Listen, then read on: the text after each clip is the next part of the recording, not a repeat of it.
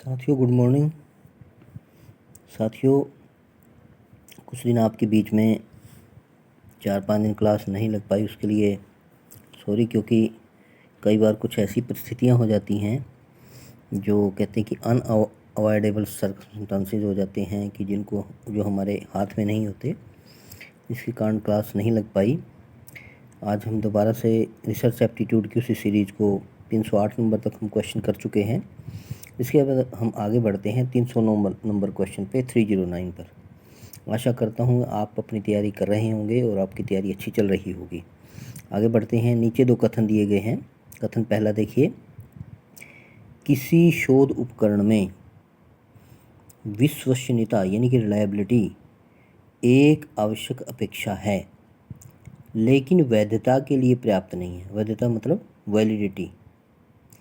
कथन दोबारा से पढ़ते हैं। किसी शोध उपकरण में विश्वसनीयता एक आवश्यक अपेक्षा है, लेकिन वैधता के लिए पर्याप्त नहीं है।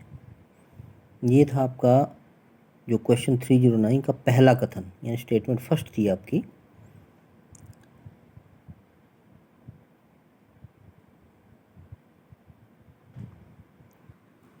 इसके बाद आगे क्वेश्चन है स्टेटमेंट सेकंड यानी कथन 2।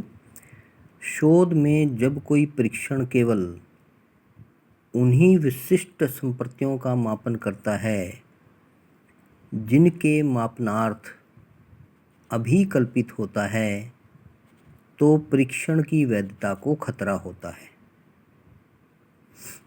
उपयुक्त कथनों के आलोक में निम्नांकित विकल्पों में से सही उत्तर चुनें। आपको पता ही क्या दिया होता है इसमें, ए बी सी डी। ए में दोनों सही हैं, बी में दोनों गलत हैं, सी में पहला सही है दूसरा गलत है, डी में पहला गलत है दूसरा सही है। तो ये जून 2020 शिफ्ट 2 में आया हुआ क्वेश्चन है। अच्छा क्वेश्चन है ये। आंसर इसका सी रहेगा कि कथन 2 सही नहीं है। सी में क्या है, एक सत्य लेकिन 2 गलत है। तो शोध में जब कोई परीक्षण केवल उन्हीं विशिष्ट संपत्तियों का मापन करता है जिनके मापन के लिए अभिकल्पित होता है, तो परीक्षण की वैधता को खतरा नहीं होता है, बल्कि इससे परीक्षण की वैधता की पुष्टि होती है। ये था आपका क्वेश्चन नंबर 309। आशा करता हूँ आपको क्लियर हो गया होगा। इसके बाद हम आगे बढ़ते हैं क्वेश्चन नंबर 310 यानी 310 नंबर क्वेश्चन पे बढ़ते हैं। शोध में निम्नांकित में से किन चरणों में आईसीटी समर्थन के विनियोजन की गुंजाइश अपेक्षाकृत अधिक है?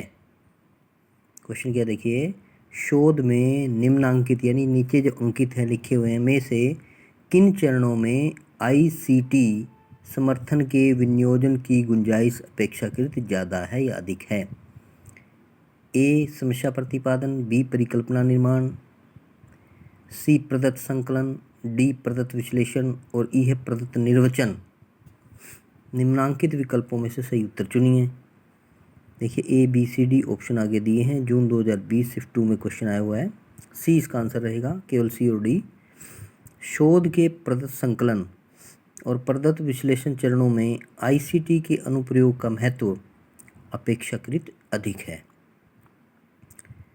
प्रश्नावली को ईमेल करके, प्रश्नावली मतलब क्वेश्चनायर को ईमेल करके ऑनलाइन सर्वे करवाकर शोध संबंधित प्रदत्त संकलन में आईसीटी सहायक सिद्ध होता है।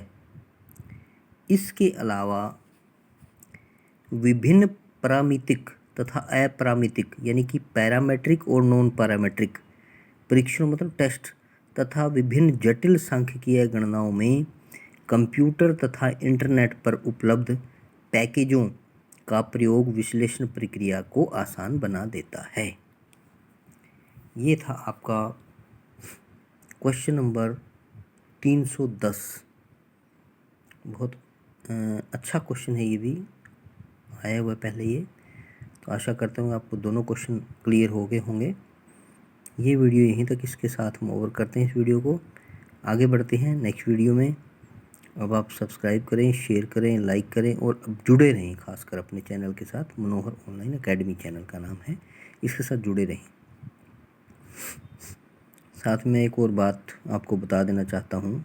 कई बार एक बात आती है कि पढ़ने का जो मेथड है वो क्या होना चाहिए। पढ़ने के बारे में ये कहा गया है कि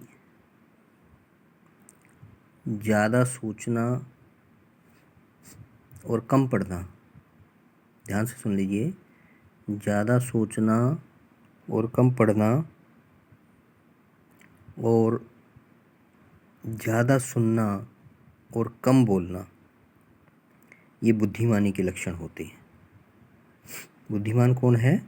जो ज़्यादा सुनता है और कम बोलता है, और जो कम पढ़ता है और ज़्यादा सोचता है। ज़्यादा सोचने का मेरा अर्थ यहाँ पे ये नहीं है कि आप सोचते ही रहिए, बिल्कुल कम कर दे पढ़ना। मेरे कहने का मतलब है कि पहले आप उस चीज़ को डिसाइड करें कि आपने करना क्या है, कैसे करना है, क्यों करना है, कहाँ तक करना है। ये सारा आपको सिलेबस के बारे में या अपने टॉपिक के बारे में क्लैरिटी होनी चाहिए, तब आप काम को करिए। यानी कि थोड़ा सा सोच विचार के काम कीजिए। ज़्यादा सोचने का मतलब सोच विचार कर काम करना, उस पर थोड़ा स्टडी करके काम करना कि ये क्या करना है। जैसे हमने नेट की तैयारी कर रहे हैं तो आपको पता होना चाहिए कि हमारा जो सिलेबस है वो कैसा है, क्या इसमें हमने करना है, क्या इसमें हमने छोड़ भी सकते हैं। जैसे कई बार क्या होता है कि पूरे टॉपिक अगर मान लो किसी को लगता है कि मुश्किल है या मुझे नहीं आता, तो आप एक आध टॉपिक छोड़ भी सकते हैं, बाकी को अच्छा तैयार कर लें। तो यही उस वे में हम, मेरा कहने का मतलब ये है कि ज़्यादा सोचना और कम पढ़ना।